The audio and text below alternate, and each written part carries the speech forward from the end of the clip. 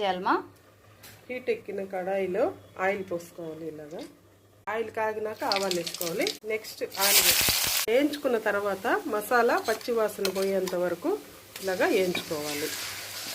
మసాలా ఇలాగా ఎర్రగా వేగిన తర్వాత టమోటా గుజ్జు ఇలాగ పోసుకొని ఎర్రగా వేయించుకోవాలి. టమోటా ఇలాగా పచ్చివాసన పోయించే వరకు వేయించుకున్న తర్వాత సరిపడే కారం వేసుకోవాలి. పసుపు వేసుకోవాలి. సరిపడా ఉప్పు వేసుకోవాలి. శనగపప్పు వేసుకొని ఉడకనివ్వాలి. వేగిన తర్వాత ఇలాగ ఉల్లగడ్డ వేసుకొని కాసేపు వేగనిచ్చాలి. ఇలాగ వేగిన తర్వాత వాటర్ పోయాలి. తగినంత వాటర్ వేసుకోవాలి. ఇలా చిక్కగా అయిన తర్వాత కూర ఇలాగ గార్నిష్ చేసుకోవాలి. కరివేపాకు వేసుకోవాలి. ఇది అయిన తర్వాత వేడి వేడి అన్నంలో తింటుంటే